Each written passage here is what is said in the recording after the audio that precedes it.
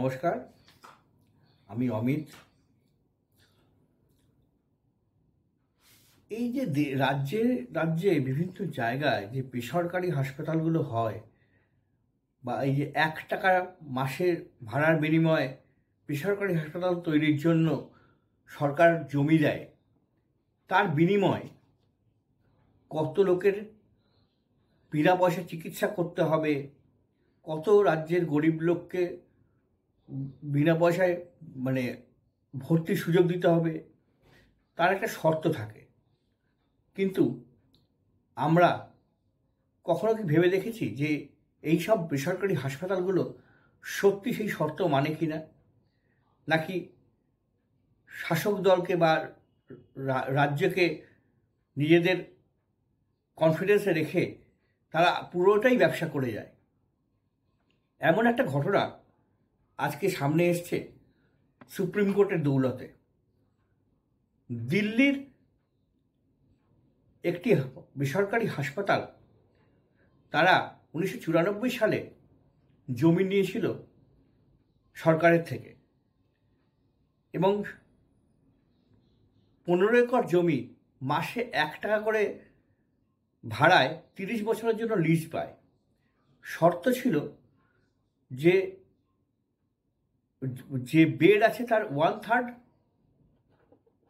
তারা বাইরের রোগী মানে বিনা পয়সায় রোগী দেখবে, এবং তার একটা অংশে গরিবদের জন্য ভর্তির ব্যবস্থা করতে হবে। অর্থাৎ ইনডোর এবং আউটডোর সব ক্ষেত্রেই গরিবদের জন্য একটা পার্সেন্টেজ রাখতে হবে, ফ্রি জায়গা রাখতে হবে, যেখানে তার রোগীকেও দেখবে বিনা পয়সায় এবং তাদের ভর্তি করে চিকিৎসাও দেবে।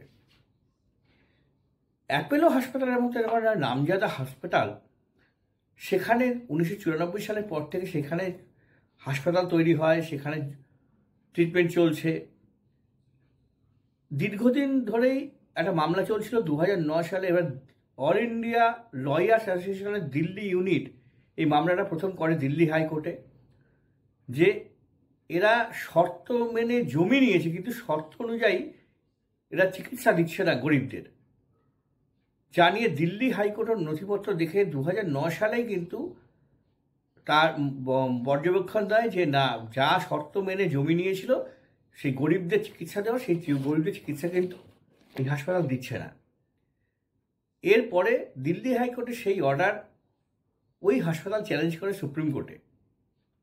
আজ সুপ্রিম কোর্টের বিচারপতি সূর্যকান্তের নেতৃত্বাধীন ডিভিশন বেঞ্চ সেই নিয়ে যথেষ্টই উষ্মা প্রকাশ করেছে, প্রায় হুঁশিয়ারির সুরে জানিয়ে দিয়েছে যে যদি দেখা যায় যে ওই হাসপাতাল শর্ত অনুযায়ী গরিবদের চিকিৎসা দেয়নি, গরিবদের আউটডোরে দেখেনি, গরিবদের ভর্তির ব্যবস্থা করেনি, তাহলে কিন্তু আগামী দিনে ওই হাসপাতাল আমরা এইমসের হাতে তুলে দেব।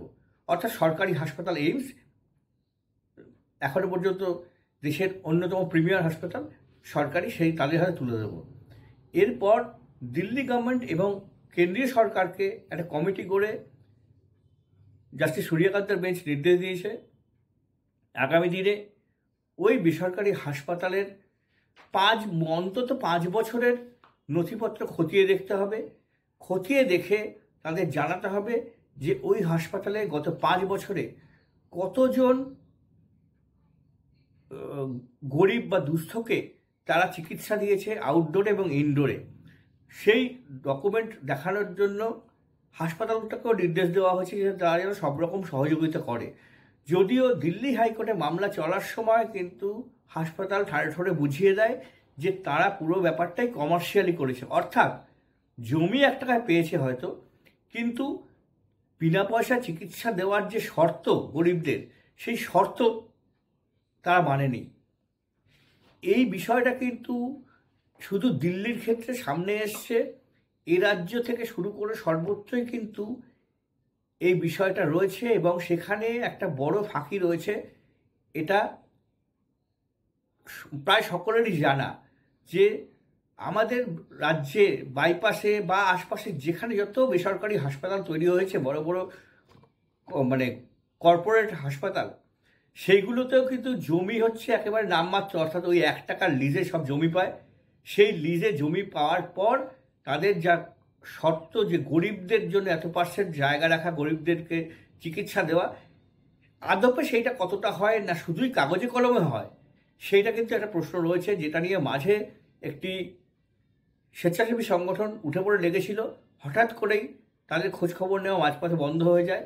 যেটুকু আমার জানা আছে, এত পিছনে প্রভাবশালীরা যুক্ত থাকে যে বেসরকারি হাসপাতালগুলোতে, এবং যেটা হয় মূলত রাজনীতিক থেকে শুরু করে আমলাদের একটা বড় অংশ, তারা যাতে এইসব বেসরকারি জায়গায় আমার আপনার মতো লোকেদের গলা কাটার পর যদি কম কিছু নিতে হয়, সেই সব প্রভাবশালীদের থেকে কম নিয়ে তাদের মুখটা বন্ধ করে দেয় হাসপাতালগুলো।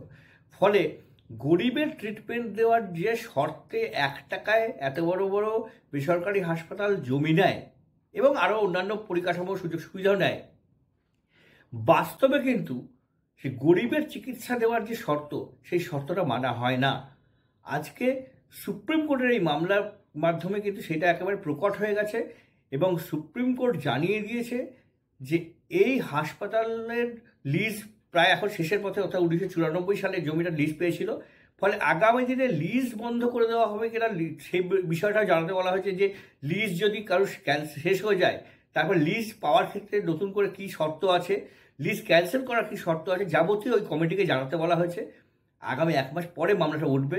ফলে এই একটি মামলাকে নিয়ে যদি নাগরিক এবং সচেতন স্বেচ্ছাসেবী সংগঠন, সচেতন স্বেচ্ছাসেবী সংগঠন যদি নাড়াচাড়া করে, তাহলে কিন্তু এ রাজ্যেও এমন অনেক রকমের বেহিসেব, অনিয়ম বেসরকারি হাসপাতালগুলোকে কেন্দ্র করে সামনে চলে আসবে। আজ এই পর্যন্তই। নমস্কার।